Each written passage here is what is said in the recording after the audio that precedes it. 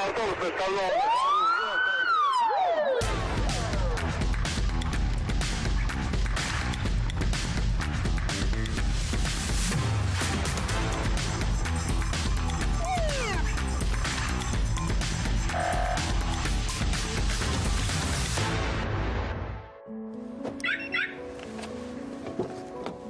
Управление в состоянии опьянения – это не дорожная ситуация. Это решение, которое принимает заранее. Человек знает, что поедет, понимает риск, но в какой-то момент считает, что контролирует ситуацию. И именно здесь формируется будущая авария. Не на дороге, до нее. Как сегодня выявляют таких водителей, где именно теряется контроль и в какой момент еще можно остановиться? Разбираемся. Здравствуйте, я Наталья Хван. Это «Правила дорог» на БСТ. Основная проблема в том, что водитель не воспринимает себя как опасного. Он уверен, что справится. И именно это приводит к авариям. Данное административное правонарушение, которое повторно становится уголовным, в Госавтоинспекции Республики Башкортостан находится на особом контроле. Только с начала этого года в Госавтоинспекции Республики задержано 6 тысяч водителей в нетрезвом состоянии. Если что говорить про дорожно-транспортные происшествия, то с начала года зарегистрировано уже 50 таких случаев, где 18 человек погибло. То есть 18 человек мы потеряли в пьяных ДТП.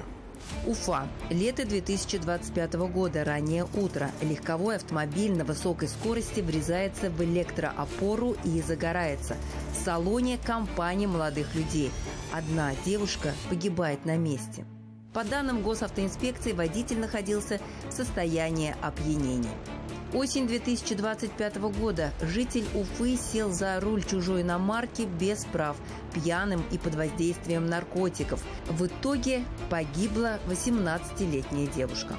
За каждой цифрой конкретные кадры, реальные дороги, реальные последствия. Так, подождите, куда? Не, я дышать не буду. Вы можете мне рассказывать, я не буду дышать. Последствия таких аварий всегда тяжелые. Когда приезжаем на место ДТП, мы стараемся максимально безопасно работать, при этом быстро, чтобы не усугубить состояние пострадавшего. Мы приезжаем со спецоборудованием, освобождаем максимально место вокруг пострадавшего, чтобы безопасно извлечь его из автомобиля, оказывая при этом первую помощь. Если надо, мы одеваем воротник шанса и так далее, чтобы не нанести ущерб здоровью при извлечении из автомобиля. Разные ситуации, одинаковая ошибка и одинаковый момент, в котором все можно было остановить. Алкотестер показал 0,458 мг. У вас установлено состояние опьянения.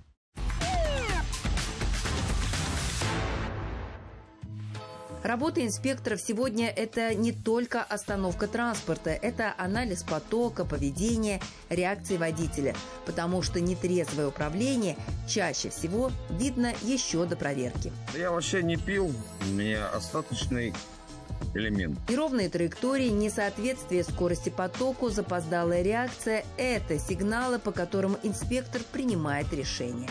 Ответ «я контролирую» звучит чаще всего, и именно он чаще всего оказывается ошибочным. Алкоголь и вождение – это несовместимые вещи, потому что может привести к очень тяжелым последствиям. Правило должно быть в голове «стоп». То есть выпил, пусть даже рюмочку, пусть бокал пива, ни в коем случае за руль не садиться никогда.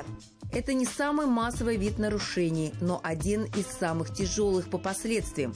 Алкоголь не добавляет навыков, он убирает ограничения. Водитель быстрее принимает решения, но хуже их оценивает. И на дороге это означает только одно – ошибка происходит раньше, чем приходит понимание. Мы не на дороге, мы в аудитории, здесь нет скорости, нет машины, только решение. Участникам предлагают смоделировать ситуацию. Нужно добраться домой, и есть несколько вариантов – подождать, вызвать такси или поехать сразу. И сейчас мы посмотрим, как они принимают это решение. До остановки идти 15 минут пешком через спальный, неспокойный район. Простая ситуация, которая возникает перед каждым из нас. такси резко взлетело в цене, и стоимость в 2 раза выше, чем вы предполагали. Затем добавляется давление, время, неудобство, ожидание. Ваш телефон совершенно разряжен. Вы теперь не можете позвонить совершенно никому. Часть участников выбирает самый быстрый вариант. Этот эксперимент оказался очень полезен для меня. И перед тем, как выбирать в следующий раз путь, как именно мне стоит добраться до дома, я выберу более безопасный вариант. Момент сомнения был, потому что сосед, он на то и сосед, что это не твой самый близкий человек, и он может быть в каком угодно состоянии и после какого угодно инцидента. Да, я задумалась, что, наверное, нужно было выбрать вариант подождать. Это очень жизненно. Иногда мы действительно сталкиваемся с таким выбором, когда ситуация критическая, и мы не знаем, что делать. Но я по зову сердца сразу решила, что я буду ждать самый надежный вариант. В моем случае это родители, да. Каждый сегодня извлек для себя урок, даже через какие-то, может быть, ошибки, что все-таки самое главное – это наша собственная безопасность. Я ни за что не сяду к незнакомым, я даже не вызову такси, потому что я в любом случае буду ждать родителей или даже самых близких друзей. Подобного рода упражнения тренинговые очень важны для того, чтобы показать ошибку принятия решения. Довольно много ребят изначально выбрали вариант поехать с попутчиком. При этом они не задумывались о дальнейших последствиях. Да, что попутчик может быть в состоянии похмелья, что он может быть в утомленном состоянии, в состоянии какого-то эмоционального дискомфорта, потому что это все очень сильно влияет на манеру вождения. В этом эксперименте не было риска, но решение принимается точно так же, как и в реальности. Человек выбирает не безопасность, а удобство. И именно в этот момент формируется будущая ошибка.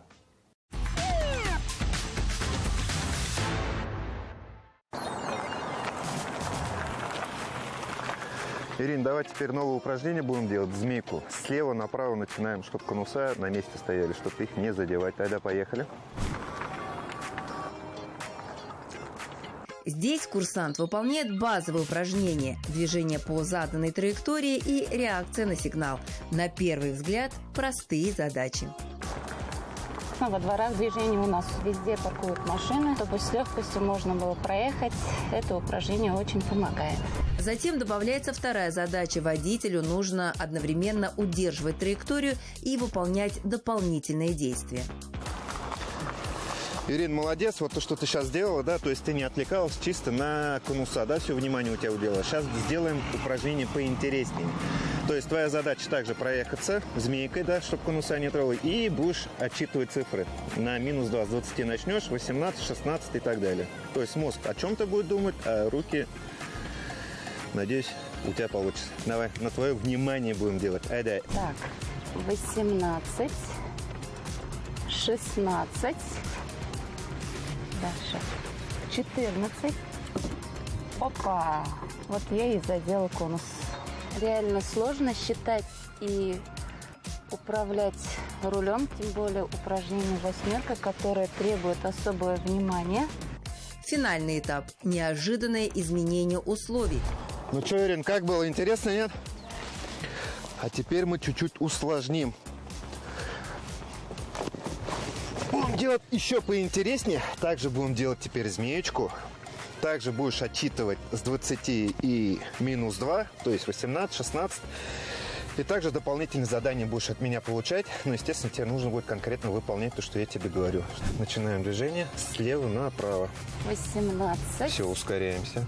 16. Ускоряемся. Быстрее ускоряемся. Чик. Аккуратнее. Видишь, уже да. Все, продолжай. Ну, ничего страшного. Ну, видишь, в голове дурдом творится, и не успеваешь. Все, ускоряемся. И в этот момент становится понятно, ресурса уже нет. Ошибки, запоздалая реакция, нарушение траектории. И это происходит в нормальном состоянии, без дополнительных факторов.